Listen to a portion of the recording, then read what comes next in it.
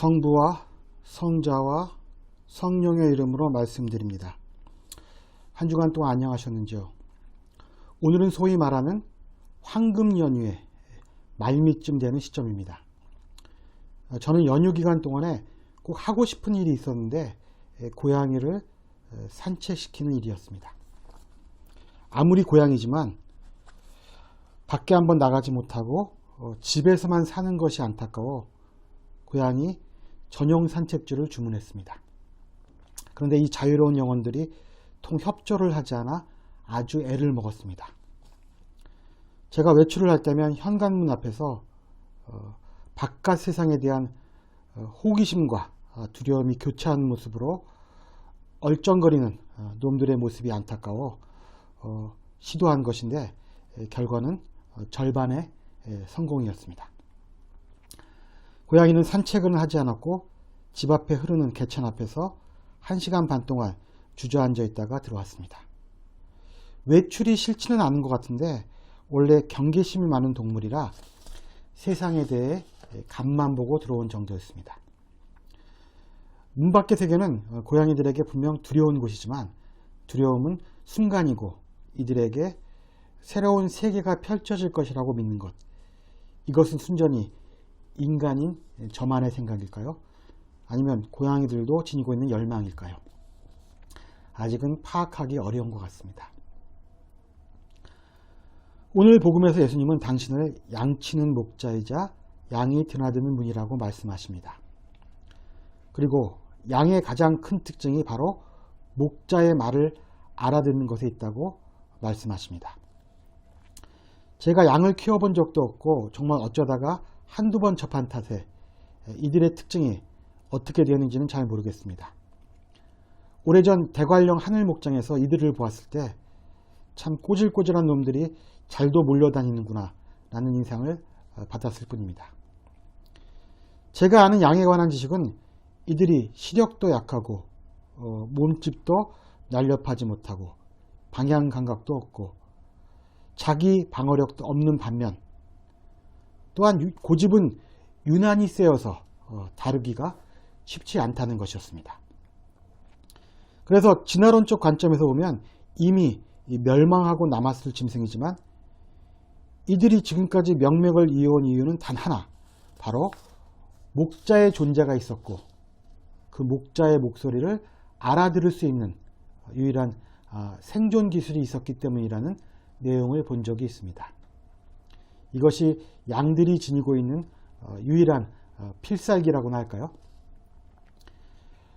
그런데 문제는 예수님 앞에서 당신의 말씀을 듣고 있는 사람들이 이 비유가 무엇을 뜻하는지 전혀 깨달지 못하고 있다는 점이었습니다. 이들은 예수님의 말을 알아듣지 못했습니다.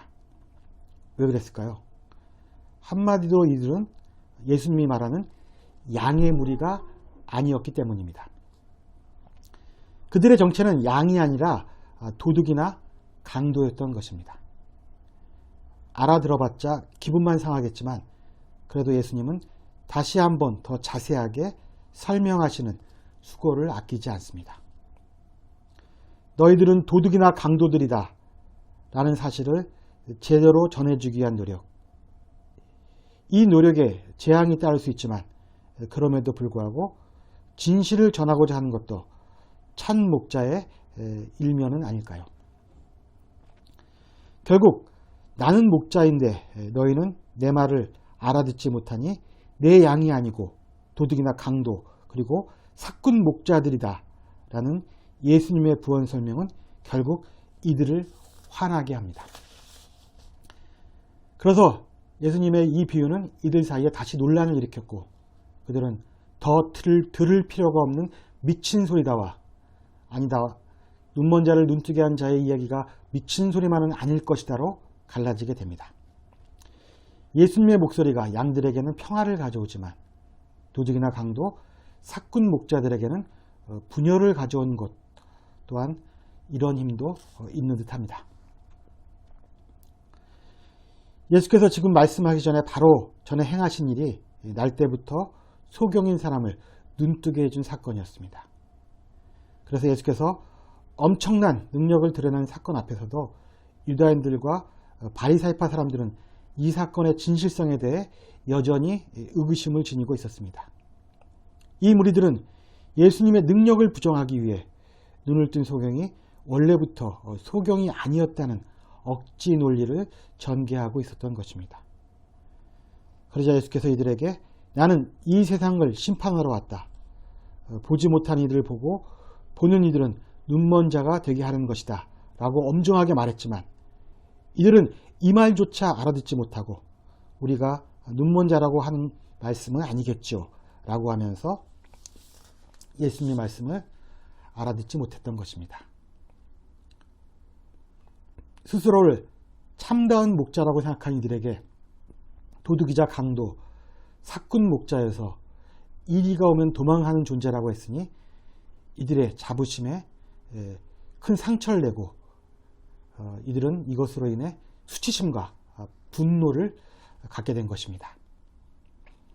누군가가 자신들의 악행을 들춰내어 낱낱이 까발릴 때 그들의 마음은 어떨까요? 아마 이들은 상대방을 죽이고 싶도록 미울 것입니다.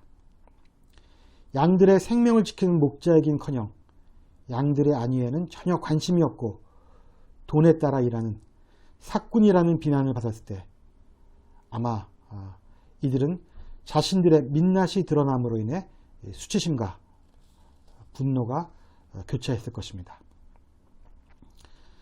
사꾼인 이들에게 예수님이 하시고 싶었던 말씀은 참 목자란 양과 목자가 서로를 잘 알고 있으며 양들을 위해 목숨을 내놓는 자라는 것입니다. 그리고 아직 우리에 들어오지 않은 양들도 데려오는 목자가 바로 참 목자이며 이것이 바로 하느님 아버지가 참 목자를 사랑하는 이유라고 말씀하십니다. 그리고 참 목자가 양들을 위해 기꺼이 목숨을 내놓을 수 있는 이유는 내가 아버지로부터 그것을 다시 얻을 수 있는 권한도 있기 때문이라고 예수님은 말씀하십니다. 오늘 시편 23편은 한 번 읽는 것으로도 위로가 되는 말씀입니다.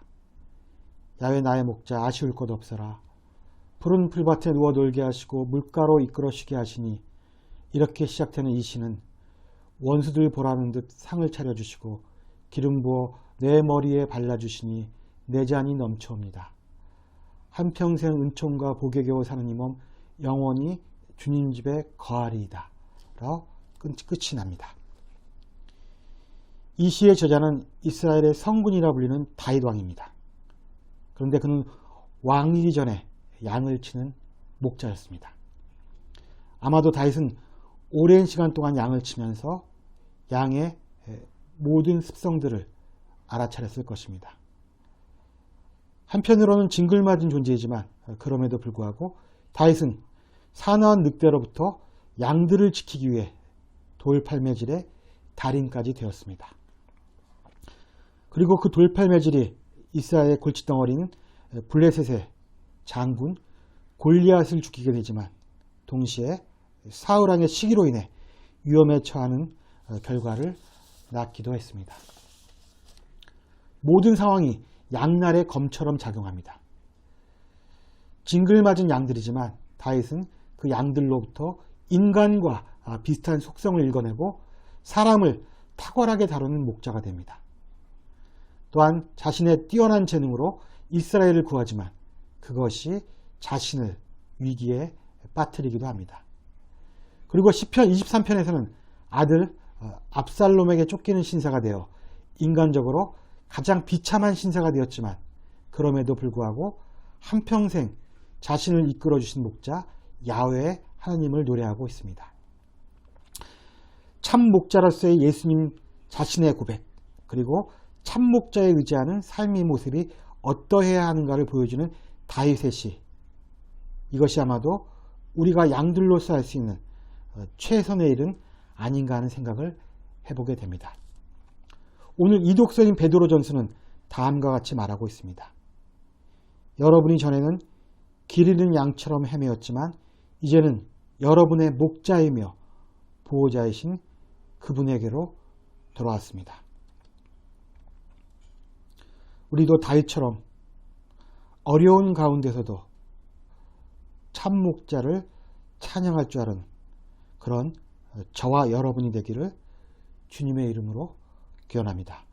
성부와 성자와 성령의 이름으로 말씀드렸습니다. 아멘.